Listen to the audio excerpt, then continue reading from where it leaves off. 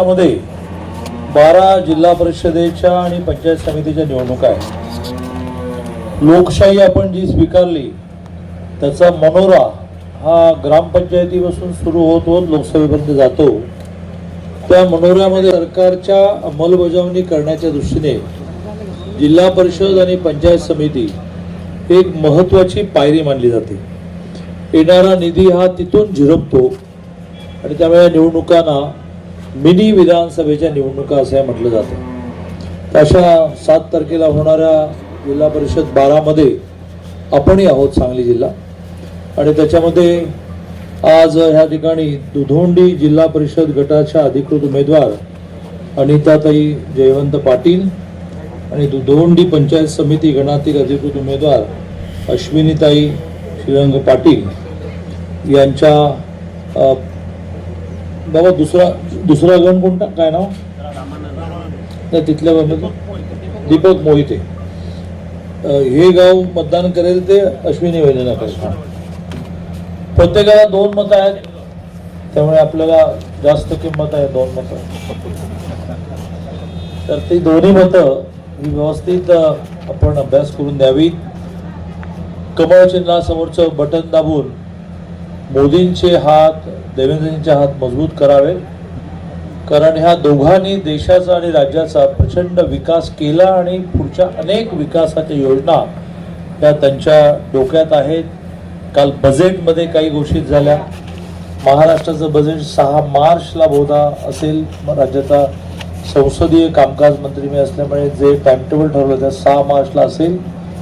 आणि मग 6 मार्चला महाराष्ट्राच्या बजेटमधून सुद्धा खूप विकासाचे विषय समोर येतील. आज एका बाजूने या गावामध्ये सभाई करणं नवी कुंदी गावामध्ये आणि प्रशांत दमानींच्याकडे जेवणी करणं. आम्ही आपले गिरणी कामगार वडील असणाऱ्या घरात जन्माला आल्यामुळे बाबांना हळूच कानामध्ये विचारलं की बा माझ्याबरोबर स्टाफ 25-30 जणांचा आहे. म्हणजे लई मोठी 600 जणांचं जेवण. तर त्याने आणखी मला माहिती दिली की ते स्वतः जिल्हा परिषदेच्या निवडणुकीमध्ये इच्छुक होते. त्यांनी अर्ज पण भरला होता किंवा तयारी केली होती. परंतु पृथ्वीराज बाबा, संग्राम भाऊ, शरद लाड यांच्या आवाहनाला प्रतिसाद देऊन त्यांनी उमेदवारी नाही अशी केली आणि त्यातून आता ही जिल्हा परिषद आणि पंचायत समिती भरघोस मताने विजयी होण्यामध्ये हातभार लागणार आहे. मी एवढंच म्हणेन की भारतीय जनता पार्टी प्रत्येकाचं झालेलं नुकसान हे लक्षात ठेवून भरून काढत असते. ही मोठी यादी आहे. गमतीने एक उदाहरण सांगायचं तर पिंपरी नावाचा जो विधानसभा मतदारसंघ आहे पुण्याजवळ, तिथे अमर साबळे नावाचे आपले खूप चांगले कार्यकर्ते त्यांनी विधानसभेचं तिकीट मागितलं. मग एकदा मागितलं त्यावेळेला RPIला सीट द्यावी लागली. मग दुसऱ्यांदा मागितलं तेव्हाही RPIला सीट सोडावी लागली. खूप दुःखी होते की ही युती का करता बाबा, आम्हाला लढवता येत नाही. आणि वन फाईन मॉर्निंग एका शुभ सकाळी दिल्लीहून राज्यसभेसाठी त्यांचं नाव नक्की झालं आणि विधानसभाही लढायला न मिळालेले अमर साबळे हे राज्यसभेचे खासदार झाले. काय माहिती की प्रशांत दमानींच्या नशिबामध्ये काय आहे. त्या जेवायला देतात म्हणून मी म्हणत नाही, पण पार्टीची ही परंपरा आहे की आम्ही कोणाचे नुकसान होऊ देत नाही. आज प्रचारासाठी मी आलो आहे की ज्याच्यामध्ये मी जिल्हा पालकमंत्री म्हणून हे म्हणेन की ह्या गावाला जे जे विकासासाठी लागेल ते तुम्ही मतं द्या न द्या तुम्ही देणारच आहात. अदरवाईज या दुपारच्या उन्हामध्ये आलात कशाला असतं. तुम्ही लोकांना सांगावं यासाठी मी काही आवाहन करणार आहे. त्याचे माझे मुद्दे तयार आहेत. पण मतं देणार आहात नाही आहात याच्याशी माझा विकास निधी देणं जोडलेलं नाही. आणि त्यामुळे सगळ्या पक्षाचे लोक हे म्हणजे तुमचे आमदार सुद्धा ते म्हणतात की दादांकडे भेदभाव नाही, ते सगळ्यांना समान न्याय देतात. कधी कधी त्यांना न्याय देण्यामुळे आमचे नेते नाराज होतात. पण मला पालकमंत्री या नात्याने असं वाटतं की आपण विकासासाठी कंजूसी करू नये. आणि त्यामुळे 2-4 दिवसातच आचारसंहिता संपेल.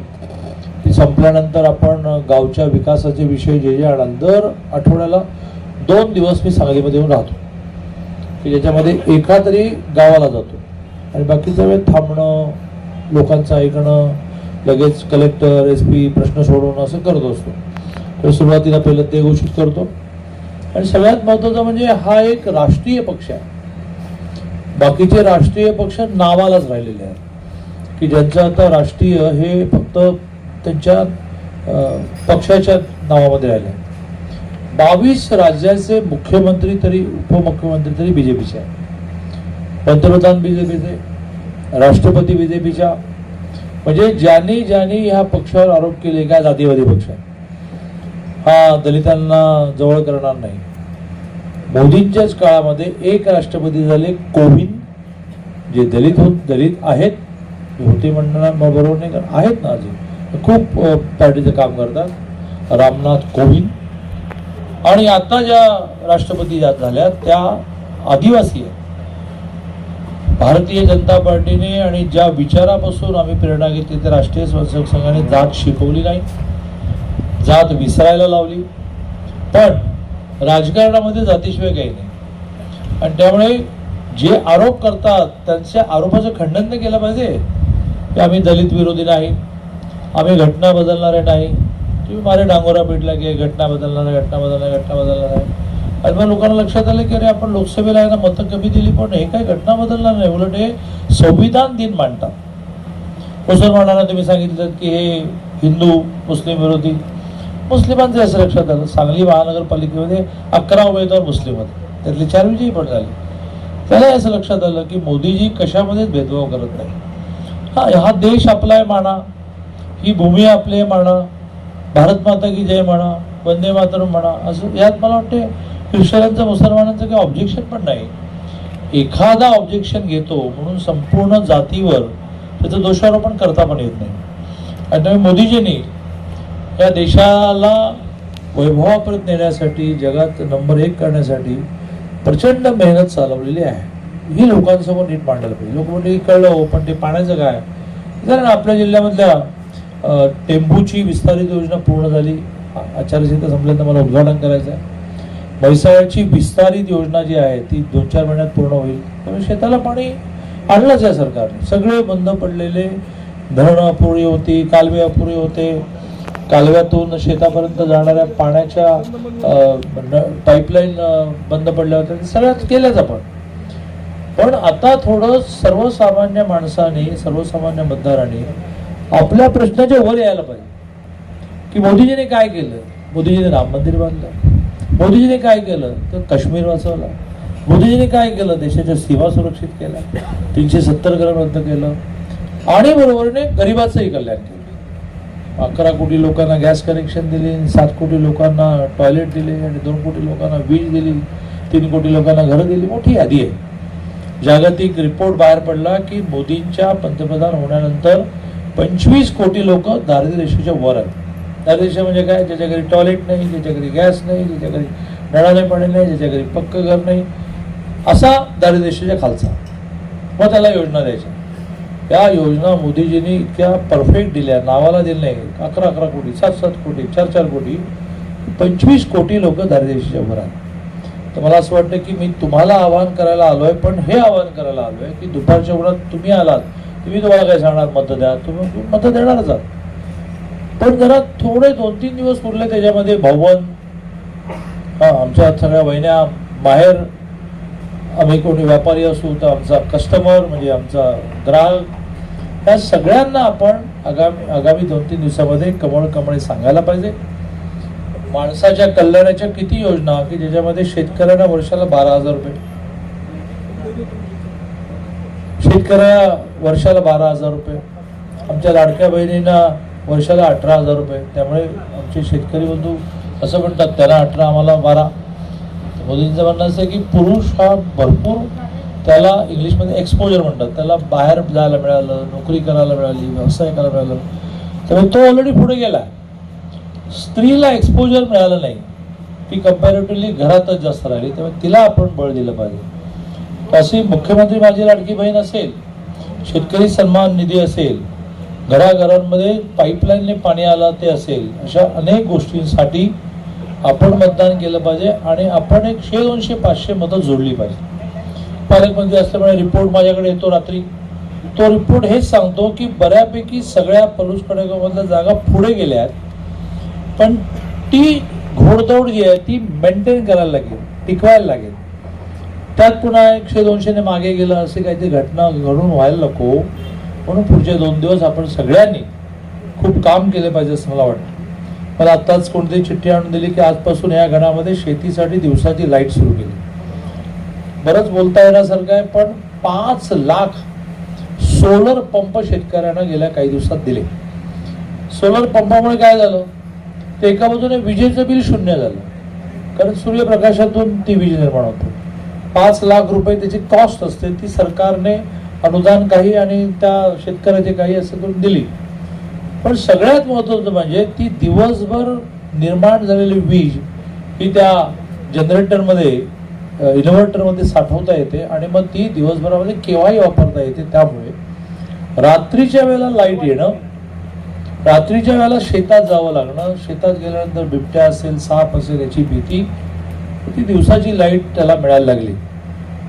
मला चिठ्ठी मिळाल्याप्रमाणे आजपासून ह्या गणामध्ये सुद्धा दिवसाची लाईट सुरू झाली.